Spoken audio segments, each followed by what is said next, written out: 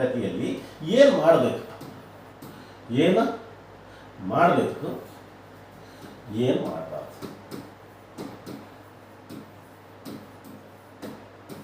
ಯಾವುದು ಸಂಬಂಧಪಟ್ಟಂತೆ ಪರೀಕ್ಷೆ ಸಿದ್ಧತೆಯಲ್ಲಿ ಏನು ಮಾಡಬೇಕು, ಏನು ಮಾಡಬಾರ್ದು. ಫಸ್ಟ್ ಇಲ್ಲಿಗೆ ಬರೋಣ. ಅದು ಏನು ಮಾಡಬಾರ್ದು, ಡೋಂಟ್ಸ್ ಆ್ಯಂಡ್ ಡೂಸ್ ಅಂತ ಕರಿತೀವಿ ನಾವು. ಏನು ಮಾಡಬೇಕು, ಏನು ಮಾಡಬಾರ್ದು.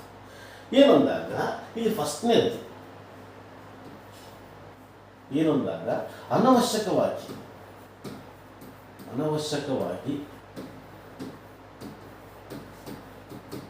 ಮೊಬೈಲ್ ಬಳಕೆ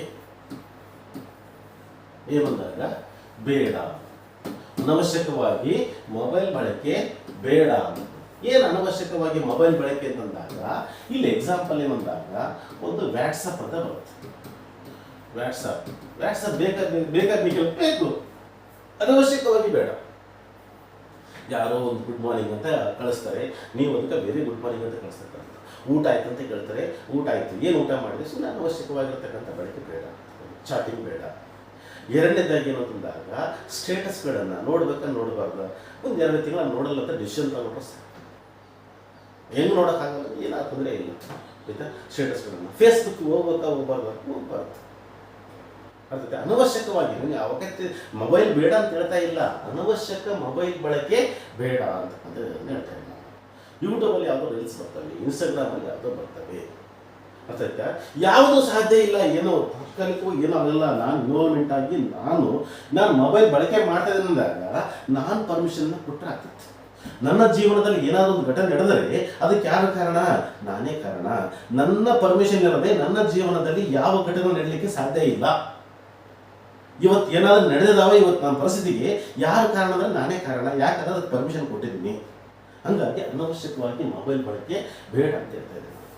ಎರಡನೇದು ಏನು ಅಂದಾಗ ಈ ಒಂದು ಭಾಳಷ್ಟು ಇಂಪಾರ್ಟೆಂಟ್ ಫಂಕ್ಷನ್ಸ್ ಇದಾವೆ ಸರ್. ನಮ್ಮ ಮನೆಯಲ್ಲಿ ಮದುವೆ ಇದೆ, ನಮ್ಮ ಕ್ಲೋಸ್ ಫ್ರೆಂಡ್ ಮದುವೆ ಇದೆ, ಏನೂ ತೊಂದರೆ ಇಲ್ಲ, ಊರಿಗೆ ಏನಾಗಲ್ಲ.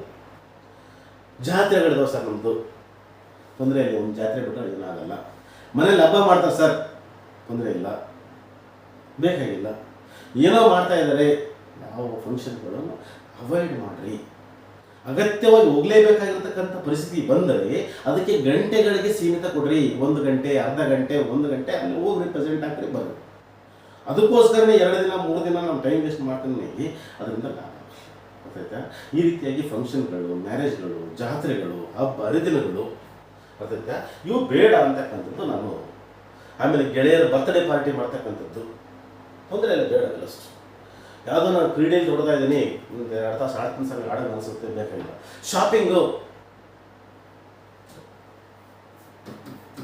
ಭಾಳ ಡೇಂಜರಸ್ ಇದೆ. ಇದೊಂದಾಗ ಶಾಪಿಂಗು ಮಾಡಬಾರ್ದಾ? ಬೇಡ. ಆನ್ಲೈನ್ ಶಾಪಿಂಗ್ ಮಾಡ್ತಾರೆ, ಅದು ಬೇಡ. ಅದಾಯ್ತಾ? ಶಾಪಿಂಗು ಬೇಡ, ಏನಾಗಲ್ಲ, ತೊಂದರೆ ಇಲ್ಲ. ಅದೇ ರೀತಿಯಾಗಿ ಫ್ರೆಂಡ್ ಜೊತೆ ಹರಟೆ ಹೊಡ್ತಕ್ಕಂಥದ್ದು ಇಲ್ಲ ಸರ್, ಮೈಂಡ್ ರಿಲೀಫ್ಗೋಸ್ಕರ ಮಾತಾಡ್ತೀನಿ, ಬೇಡ, ತೊಂದರೆ ಇಲ್ಲ, ಏನಾಗಲ್ಲ. ಅರ್ಥ ಆಯ್ತಾ? ಅದೇ ರೀತಿ ಅನವಶ್ಯಕವಾಗಿರ್ತಕ್ಕಂಥ ಮಾತುಗಳು, ಯಾವುದೋ ಸಂಬಂಧ ಇಲ್ಲ ಆ ಮಾತುಗಳು ಬೇಡ ಅಂತಕ್ಕಂಥದ್ದು. ವಾದ ಮಾಡ್ತಕ್ಕಂಥದ್ದು, ಏನು ವಾದ ಮಾಡ್ತಕ್ಕಂಥದ್ದು? ಅನವಶ್ಯಕವಾಗಿ ವಾದ ಮಾಡ್ತಕ್ಕಂಥ, ಯಾವುದೋ ಮಾತಾಡ್ತಕ್ಕಂಥದ್ದು, ಏನೋ ಗೊತ್ತಿಲ್ಲ, ಯಾವುದೋ ರಾಜಕೀಯ ಘಟನೆಗಳು, ಯಾವುದೋ ಕ್ರಿಕೆಟ್ ನಡೆದಕ್ಕಂಥದ್ದು, ಯಾವುದೋ ಸ್ಪೋರ್ಟ್ಸ್ ನಡೆದಕ್ಕಂಥದ್ದು, ಯಾವುದೋ ಘಟನೆಗಳು ನಮ್ಮ ವ್ಯಾಪ್ತಿ ಬಂದಿಲ್ಲ, ಆ ಮಾತುಗಳು ಆಡಬೇಕು ಬೇಡ ಅಂದರೆ ಬೇಡ ಅಂತಕ್ಕಂಥದ್ದು. ಅದಕ್ಕೆ ಅದೇ ರೀತಿ ಜಂಕ್ ಫುಡ್ಗಳನ್ನು ಭಾಳಷ್ಟು ಇಂಪಾರ್ಟೆಂಟು. ವಾದ ಬೇಡ, ನಂತರ ಅನವಶ್ಯಕ ಮಾತು ಬೇಡ. ನಂತರ ಇನ್ನೊಂದು ಜಂಕ್ ಫುಡ್ ಅಂತಕ್ಕಂಥದ್ದು. ಜಂಕ್ ಫುಡ್ ಭಾಳ ಡೇಂಜರಸ್, ಇದು ಬೇಡ ಅಂತಕ್ಕಂಥದ್ದು. ಇದೇನು ಮಾಡುತ್ತೆ? ನಮ್ಮ ಜೀರ್ಣ ವ್ಯವಸ್ಥೆಯನ್ನು ಸಂಪೂರ್ಣವಾಗಿ ಕಡಿಮೆ ಮಾಡುತ್ತೆ. ನಮಗೆ ಜೀರ್ಣಕ್ರಿಯೆ ಜಾಸ್ತಿ ಸಮಯ ಬೇಕು. ನಮ್ಮ ಒಂದು ಕ್ರಿಯಾತ್ಮಕವಾಗಿರ್ತಕ್ಕಂಥ ಬದಲಾವಣೆ ಶಕ್ತಿ ಇದರಿಂದ ಕಡಿಮೆ ಆಗುತ್ತೆ. ಇದು ಬೇಡ ಅಂತಕ್ಕಂಥದ್ದು.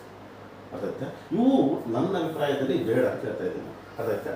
ನೆಕ್ಸ್ಟ್ ಏನು ಮಾಡಬೇಕಪ್ಪ ನಾನು ಅಂತಂದರೆ, ಕಡ್ಡಾಯವಾಗಿ ಮಾಡಬೇಕಾಗಿರತಕ್ಕಂಥದ್ದು ಏನು ಅಂತಾಗ ಮೆಡಿಟೇಷನ್ ಮಾಡಿ. ಯಾಕೆ ಮೆಡಿಟೇಷನ್ ಅಂದಾಗ, ಅಟ್ಲೀಸ್ಟ್ ದಿನಕ್ಕೆ ನೀವು ಏನಾದರೂ ಓದ್ತಾ ಇದ್ದೀರ ಅಂತಂದಾಗ ದಿನಕ್ಕೆ ಒಂದು 20 ಮಿನಿಟ್ಸ್. ಇಲ್ಲ ಸರ್, ಟೈಮ್ ವೇಸ್ಟ್ ಆಗುತ್ತೆ, ಸಾಧ್ಯ ಇಲ್ಲ. ನಿಮ್ಮಲ್ಲಿ ಏಕಾಗ್ರತೆ ಬೆಳೆಯುತ್ತೆ, ನೀವು ಪ್ರೆಸೆಂಟ್ ಆಗಿರೋದಕ್ಕೆ ಅನುಕೂಲ ಆಗುತ್ತೆ. ಹಾಗಾಗಿ ಮೆಡಿಟೇಷನ್ ಭಾಳ ಇಂಪಾರ್ಟೆಂಟ್. ಸ್ವಲ್ಪ ಹೆಚ್ಚು ಹಣ್ಣು ಮತ್ತು ತರಕಾರಿಗಳನ್ನು ತಗೊಳ್ಳಿ, ಹೆಚ್ಚು ತರಕಾರಿಗಳನ್ನು ಬಳಸ್ರಿ, ಹೆಚ್ಚು ಹಣ್ಣುಗಳನ್ನು ಬಳಸ್ರಿ. ಹಣ್ಣಂದ ಕೂಡ ಯಾವುದೋ ಯಾಪಲ್ಲ ತೊಗೋಬೇಕಂತಿಲ್ಲ. ಮಾರ್ಕೆಟ್ನಲ್ಲಿ ಅತಿ ಕಡಿಮೆ ಬೆಲೆ ಯಾವ್ದು ಸಿಗುತ್ತೆ ಅದನ್ನು ತೊಗೊಳ್ರಿ. ನಿಮಗೆ ಸುತ್ತಮುತ್ತ ಗಿಡ ಮರಗಳಲ್ಲಿ ಯಾವ್ದು ಬೆಳೆಯುತ್ತೆ ಅದನ್ನು ತೊಗೊಳ್ರಿ. ಅದು ಒಂದು ಆಮೇಲೆ ಆರೋಗ್ಯಕರ ಚರ್ಚೆಗಳು, ಯಾವುದೋ ವಿಷಯಕ್ಕೆ ಸಂಬಂಧಪಟ್ಟಂತೆ ಆರೋಗ್ಯಕರವಾಗಿರ್ತಕ್ಕಂತಹ ಚರ್ಚೆಗಳನ್ನು ಮಾಡಿ. ಈ ಥರ ನಾವು ಮಾಡಿದ್ದೇ ಆದರೆ ಏನು ಮಾಡಬಹುದು ಅಂತಂದಾಗ ನಮಗೆ ಏನು ಅಂತಂದಾಗ